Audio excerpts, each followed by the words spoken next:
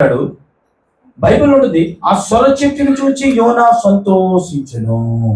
ఉందా? ఆ బైబిల్లోనే ఉందా? మీ బైబిల్లోనూ కూడా ఉందా? ఆ సొర చెట్టుని చూచి యోనా ఏం అయ్యాడట? సంతోషించాడు. సొర చెట్టు అంటే మీకు తెలుసా? పరక్కుమైపోద్ది. అమ్మా వినండి, ఏమైపోద్ది? దాన్ని చూసి, ఆ సొర చెట్టు తాలూకా అందాన్ని చూసి, ఆ చిన్ననైనటువంటి ఆకారాన్ని చూసి, ఆ చక్కనైనటువంటి కొమ్మలను చూసి సంతోషపడిపోయాడు. ఆ సంతోషం ఎన్నాళ్ళు ఉన్నదమ్మా? చెప్పండారా? ఎంతమంది ఏంటి చెప్పట్లేదు? అంటే 24 hours ఏం చెప్పు, 24 గంటలే ఉన్న సంతోషం. మరలా ఏమనుకున్నాడు? బయటకు వచ్చేసి బాగా ఎండకాస్తుంది, ఎండాకాలం వచ్చింది, మళ్ళీ ఒకసారి ఆ సొర చెట్టు దగ్గరికి వెళ్ళిపోదామని చెప్పి వచ్చాడు. వచ్చి ఒక టవల్ తీసుకుని సరే అని చెప్పి ఇలాగ వచ్చాడు. వచ్చి కింద దులుపుతున్నాడు. ఆ రెమ్మలన్నీ పడతాయి కదా, కానీ దులుపుతుంటే మీదకు చూసేసరికి చెట్టు లేదు. ఏం లేదట? చెట్టు లేదు. చెట్లు లేకపోయేసరికి ఒకసారిగా యోనా ఏమైపోయాడంటే, ఇదేంటి నిన్నటికి నిన్న ఉంది, ఈ రోజుకి ఏమైపోయింది? అమ్మా, తమ్ముడు, చెల్లి, నిన్న నీ కష్టాన్ని పెట్టి దేవుడు ఎట్టాడు అక్కడ. ఆమె నిన్న నీ బాధను పెట్టి దేవుడు ఎట్టాడు. 24 గంటల సంవత్సరాల కొద్ది పెట్టాడు. కొన్నిసార్లు దేవుడు అలా పెడతాడు, ఇలా తీస్తాడు. పక్కన చెప్పాడు, అలా పెడతాడు, ఇలా. అవి టెంపరరీ అని తెలుసుకోవాలి. ఇప్పుడు మీరు ఎప్పుడైనా మీరు చూసారు అనుకోండి, మామూలుగా చూస్తూ ఉంటాం కదా. ఇప్పుడు పెళ్ళిళ్ళ అయినప్పుడు ఏం చేస్తూ ఉంటారంటే, మంచి ఇంటీరియర్ డెకరేషన్ చేసి ఎంట్రన్స్లో చాలా అంటే ఎక్కువ మనం చూస్తూ ఉన్నాం, చాలా డబ్బులు ఖర్చు పెడుతూ ఉన్నారు ఈ దినాల్లో. అంటే అవి చేసినప్పుడు అనిపిస్తూ ఉంటుంది, కానీ మరుసటి రోజు వెళ్ళేసరికి ఏమైపోద్ది? ఆ సామాన్లన్నీ తీసేసి శుభ్రంగా పేర్చేసి లారీ మీద పట్టుకుని వెళ్ళిపోతుంది. కానీ అది అప్పటికప్పుడు మాత్రమే డెకరేషన్ చేశారు. చూడడానికి ఆ లైటింగ్ని బట్టి చాలా అందంగా చేశారు, చాలా అందంగా. అప్పటికి అలా అనాలనిపిస్తుంది. ఆ మాట అనకపోతే, మన లోపల నుంచి రాకపోతే మనకి కనుక దేవుని ప్రియమైన బిడ్డలు చూడండి, ఆ మరుసటి రోజు ఉదయం దేవుడు ఒక పురుగుని ఏర్పాటు చేశాడట. దేవుడే పురుగుని ఏర్పాటు చేశాడు. అమ్మా వినండి, దేవుడే పురుగుని ఆ మరుసటి దినాన్న ఏర్పరచగా అది ఆ చెట్టుని తొలిచినందున చెట్టు వాడిపోయేను. ఏమైపోయి చెట్టు వాడిపోయింది. ఎందుకనంటే ఎప్పటికైనా మనిషి జీవితం కూడా అంతే. అర్థమైందా? మోకాలు సర్దుకున్నప్పుడు, గుండె బలంగా ఉన్నప్పుడు, ఏమంటే మెంటల్గా ఫిక్స్ అయినప్పుడు ఏది పడితే అది మాట్లాడేసి, ఒక వయసు వచ్చిందో తప్పో నేను ఎందుకనేసి నా అనుకుంటుంటే బాగుండేసి అనుకుని బాధపడే సుఖం ఉందరా. కనుక ఎప్పుడైనా ఇప్పుడు యోనా ఆలోచిస్తూ ఇప్పుడు ఎక్కి అసలైన చెమటలు ఎవరికి? యోనాకి ఏమైతే ఇప్పుడు అసలైన చెమటలకి ఏమైంది ఈ చెట్టు? ఒక్కసారిగా ఏమైపోయిందని చెప్పి దేవుని ప్రియమైన బిడ్డలారా, మరి ఆయన చూడటం మొదలు పెట్టాడు. కానీ దేవుడే ఒక పురుగుని,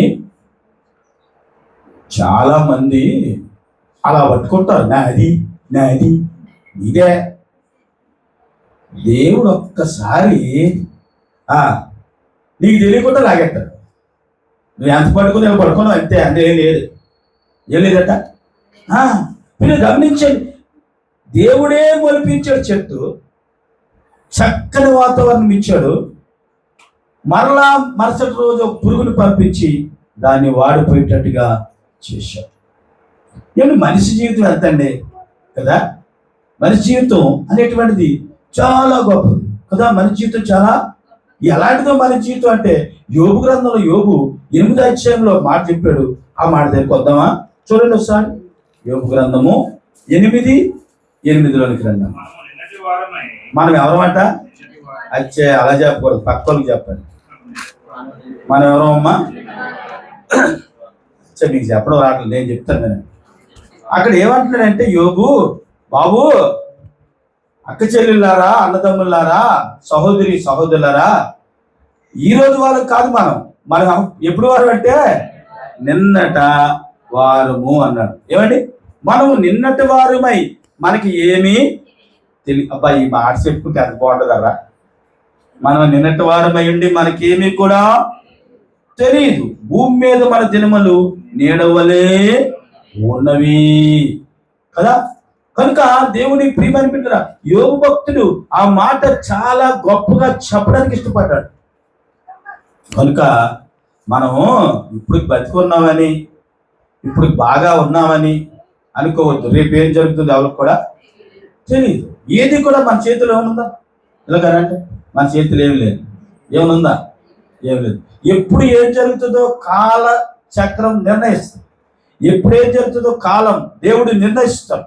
కనుక దేవుని ప్రియమైన బిడ్డరా గమనించాలి, మనం ఎవరమంటే నిన్నటి వారము. ఈ రోజు దేవుడు మనకి ఇచ్చాడు. దానికి కలిగిన కారణం దేవుడి కృప మన మీద ఉంది కనుక ఈ రోజు మనం బ్రతుకున్నాం. పక్కన చెప్పడం మాట ఉండి గుబేరు మనం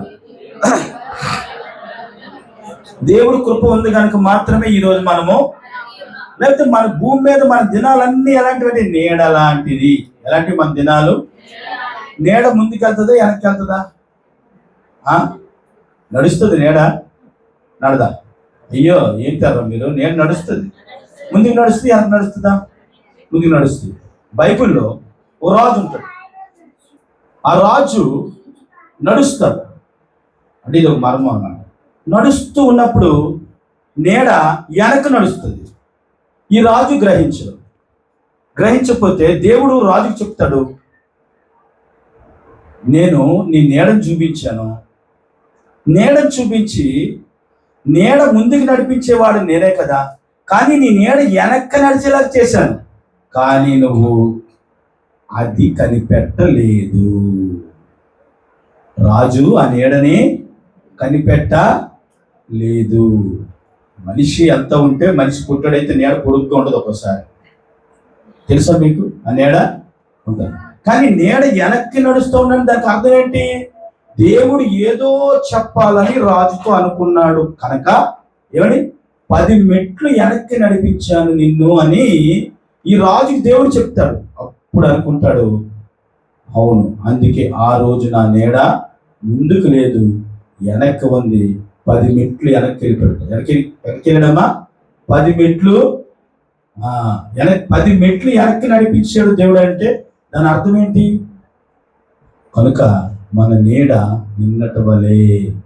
చెప్పండి ఒకసారి, మన నీడ ఎప్పుడుదట? నిన్నటి వారు. మన నీడ ఎప్పుడుది?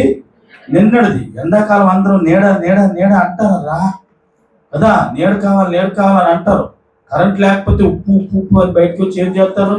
నీడ కావాలని అంటారు.